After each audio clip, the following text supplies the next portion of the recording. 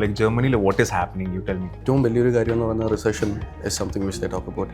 നമ്മളെപ്പോലുള്ള ആളുകളെ എഫക്റ്റ് ചെയ്തിട്ടില്ല. That's a very good thing. Opportunity card എന്ന് പറയുന്നത് people who actually cannot come to Germany, who doesn't want to study. Like IELTS score മതിയോ അതോ German language പഠിക്കണോ? If you ask me, I would say you don't need a German language for a course which is conducted in English. But it's always better if you are doing the language. So, JK, current scenario എന്താണ്? Like Germany, what is happening? You tell me. There are a lot of things which people are discussing about Germany basically. അപ്പോൾ അതിൽ ഏറ്റവും വലിയൊരു കാര്യം എന്ന് പറയുന്നത് recession is something which they talk about. Recession as such എന്ന് പറഞ്ഞാൽ ഈയിടെ ഒരു യുക്രൈൻ റഷ്യ ഒരു വാർ നടന്നതിന് ശേഷമാണ് റിസഷൻ വന്നത് ബേസിക്കലി. അപ്പോൾ അതിൽ പല ഒപ്പീനിയൻസ് ഉണ്ട്. എൻ്റെ ഒരു ഒപ്പീനിയൻ പറയുകയാണെങ്കിൽ റിസഷൻ ഹാസ് നോട്ട് എഫക്റ്റഡ് നമ്മളെപ്പോലുള്ള ആളുകളെ എഫക്റ്റ് ചെയ്തിട്ടില്ല. That's a very good thing. Recession effect ചെയ്തിരിക്കുന്നത് കുറച്ചുകൂടെ ഒരു ഡേ ലേബർ ജോബ് ചെയ്യുന്ന ആളുകളെയാണ് കുറച്ചുകൂടെ റിസഷൻ എഫക്റ്റ് ചെയ്തിരിക്കുന്നത്. ഒരു ഹൈ എൻഡിലുള്ള ആളുകളെ ഒരിക്കലും റിസഷൻ എഫക്റ്റ് ചെയ്തിട്ടില്ല. So what is the current scenario for student community? കാരണം as know, like Germany is currently also a trending country where like Kerala Malayalis have to, like they are being flowing there for past 2-3 years. There are like immense scope opportunity. അപ്പോൾ ഇപ്പോഴത്തെ current സിനാരിയോയിൽ എങ്ങനെയാണ് like student അവിടെ aspiring to come and learn in Germany? Like what is the current scenario for students? സ്റ്റുഡൻസിൻ്റെ സിനാരിയോ എന്ന് പറയുന്നത് they are quite nice. They are quite a number who are coming in.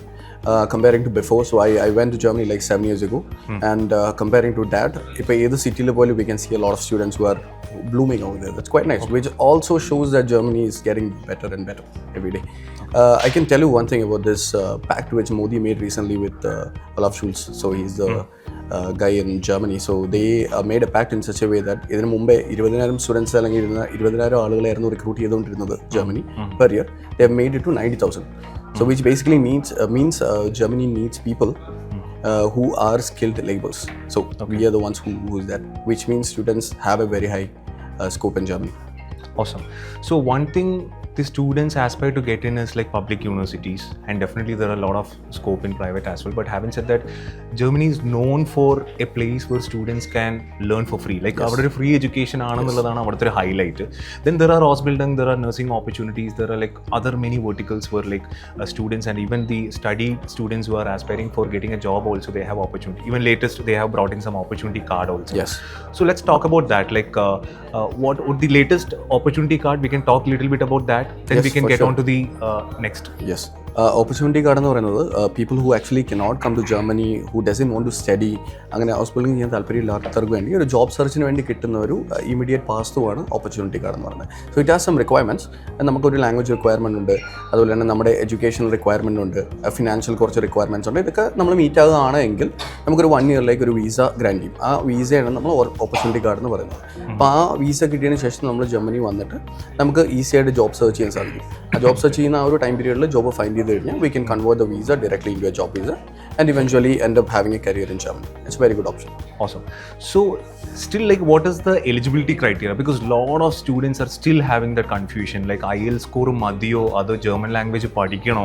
Karanam hospital there is a requirement for a mandatory German language, but for studying in public university there is still a lot of confusions among the student community. Yes. So what is your take on that? What is the basic eligibility criteria? If you ask me, I would say you don't need a German language for a course which is conducted in English. It makes no sense actually. നിങ്ങൾ ചിന്തിച്ച് നോക്കിയാൽ തന്നെ മനസ്സിലാവും ഇംഗ്ലീഷിൽ നടക്കുന്ന ഒരു കോഴ്സിന് എന്തിനാണ് ജർമ്മൻ്റെ ആവശ്യം.